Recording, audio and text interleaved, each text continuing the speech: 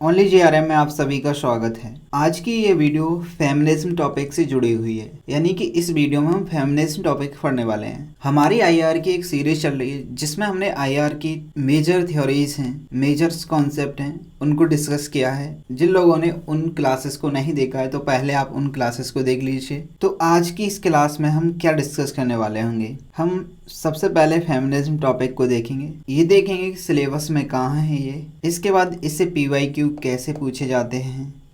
इसके बाद हम देखेंगे कि इनसे जुड़े हुए थिंकर्स या बुक्स कौन कौन सी हैं जो कि अक्सर एग्जाम में पूछे जाते हैं, यहाँ से प्रश्न सीधे आपसे। ऐसे ही हम इनकी कुछ पॉइंट्स यानी फीचर्स की भी बात करेंगे, राइट। तो चलिए अब हम बात करते हैं कि सिलेबस में कहाँ है। यहाँ पर आपको ध्यान देना है, किसी भी टॉपिक को पढ़ें आप तो उसे देख लें कि ये सिलेबस में कहाँ है। हमारे पास एक दृष्टि हो जिससे कि उस टॉपिक को हमें कवर करने में आसानी हो। देखिए सबसे पहले सिलेबस में ये फेमिनिज्म दिया हुआ है, यानी कि जो इंटरनेशनल रिलेशंस वाली यूनिट है, यूनिट नंबर 5, उसमें एक ये टॉपिक है फेमिनिज्म। तो उसको हम डिस्कस करने वाले हैं। एक फेमिनिज्म आप पॉलिटिकल थ्योरी में भी देखेंगे, लेकिन वो किसी अलग क्लास में देखेंगे।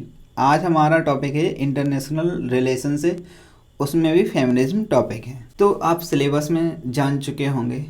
अब देखते हैं कि इस यूनिट से किस प्रकार प्रश्न पूछे जाते हैं। जैसे आप इस प्रश्न को देखिए जो कि 2023 और 20 में भी रिपीट हुआ है। इस प्रश्न में पूछा था कि जो मॉर्गनथाउ ने 6 प्रिंसिपल दिए थे उनको किसने क्रिटिसाइज किया है, वो भी फेमिनिज्म कॉन्सेप्ट के आधार पर। तो इसका श्रेय एन टिकनर को जाएगा। यहाँ पे हमारा उद्देश्य ये रहना चाहिए कि इस टॉपिक से इस प्रकार प्रश्न पूछे जाते हैं, तो यदि हम फेमिनिज्म कॉन्सेप्ट पढ़ें तो उसमें ये अप्रोचेस अपनानी चाहिए। नेक्स्ट क्वेश्चंस देखिए आपको ये बताना है कि ये बुक्स है वो किस राइटर की है या किसने लिखी है।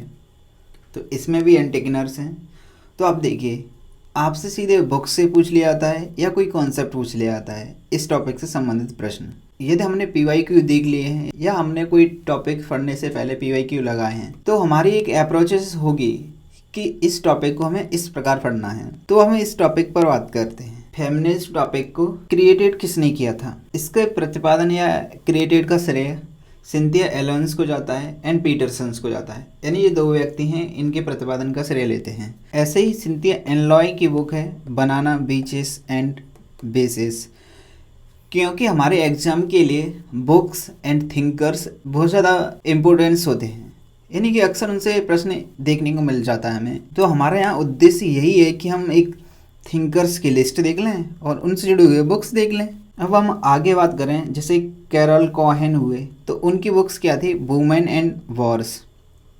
ऐसे ही लॉरा सजोवर्ग हुए तो उनकी बुक्स क्या थी, जेंडर वॉर एंड कॉन्फ्लिक्ट। यहाँ हिंदी मीडियम के लिए अलग से नाम लिख दिए हैं हिंदी में और वहाँ की इंग्लिश में तो है ही।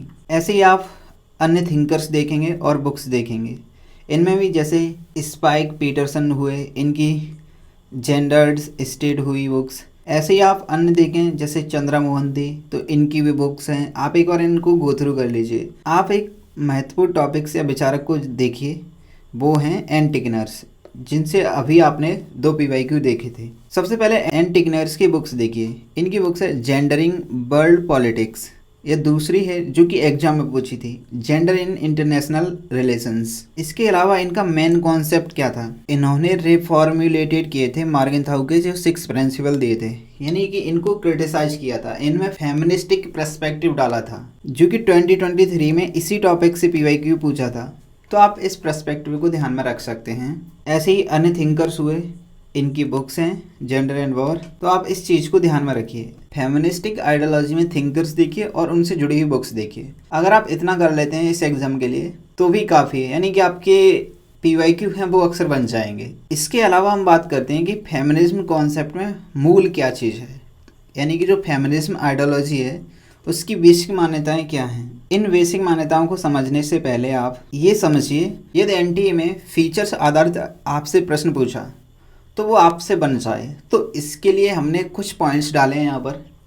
इसके अलावा भी अन्य पॉइंट्स हैं फेमिनिज्म से, वो एग्जाम पर्सपेक्टिव इम्पोर्टेंस नहीं रखते हैं, इसीलिए इसमें नहीं डाले हैं। सो आपसे रिक्वेस्ट है कि जो एग्ज़ाम नीड है उसके अनुसार इस टॉपिक को कवर करिए, बजाय कि एक लेंथी में, क्योंकि एग्ज़ाम चाहता ये नहीं है कि आपने कितना पढ़ा है, बस एग्ज़ाम ये चाहता है कि आप उसके प्रश्न कितने सॉल्व कर पाते हैं, कम पढ़कर या ज़्यादा पढ़कर। तो चलिए इसकी शुरुआत करते हैं। अंतर्राष्ट्रीय राजनीति में नारीवादी सिद्धांत यानी कि feminist theory in international politics. आप जानते हैं कि इस थ्योरी को पोस्ट मॉडर्न थ्योरी भी कहते हैं, यानी ये उत्तर आधुनिक सिद्धांत है। जो फेमिनिज्म होंगे उन्होंने उदारवादी, लिबरलिज्म या यथार्थवाद, रियलिज्म, इन सभी की आलोचना की थी, यानी इनको क्रिटिसाइज किया था, क्योंकि इनका मानना था कि इन्होंने जो सामाजिक ऐतिहासिक पर्सपेक्टिव है, यानी सोशल हिस्टोरिकल एस्पेक्ट है, उनको इन्होंने शामिल नहीं किया था अध्ययन में। इस आधार पर इनकी आलोचना की जाती है। ऐसे ही इसका विकास यानी कि 1980 के दशक में देखा जाता है नारीवादी विचारधारा का। अब इन्होंने अंतर्राष्ट्रीय जो इंटरनेशनल पॉलिटिक्स है उसके एनालिसिस में इन्होंने राष्ट्र, राज्य, शक्ति, राष्ट्रीय हित, शासन व्यवस्था, इनको नहीं माना था। इन्होंने बस ओनली लैंगिक संबंध यानी जेंडर रिलेशंस को माना था कि जो इंटरनेशनल पॉलिटिक्स है वो ओनली जेंडर रिलेशंस के आधार पर डिसाइड होगी। कुछ लोग यहाँ पर आक्रोश में आ जाएंगे, आपको आक्रोश में नहीं आना है। ये एक आइडियोलॉजी है, इससे जुड़े हुए थिंकर्स हैं, वो इसी प्रकार सोचते हैं।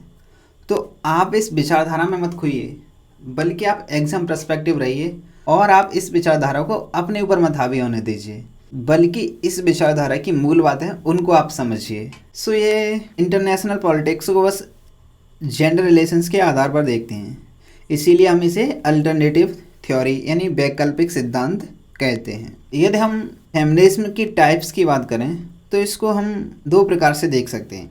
एक है उग्र नारीवाद, रेडिकल फेमिनिज्म, या सेकंड है उदार नारीवाद, लिबरल फेमिनिज्म। अब जो रेडिकल फेमिनिज्म है, इनका मानना है कि ये विश्व में ना चाहे वार हो या अनरेस्ट हो, अशांति हो, ये सब ओनली जेंडर्स के कारण ही है। लेकिन इनकी बातें कुछ अप्रासंगिक हैं। जैसे इनकी आलोचना की जाए, जैसे मार्गरेट थ्रेचर हुए या इंदिरा गांधी हुए, ये भी तो एक वुमेन्स थी, युद्ध का सहारा लिया था। तो इस आधार पर उग्र नारीवादियों की या रेडिकल फेमिनिज्म की आलोचना की जाती है। वहीं हम लिबरल फेमिनिज्म की बात करें, जो उदार नारीवाद हैं, उनका विचार ज़्यादा संतुलित और व्यवहारिक है।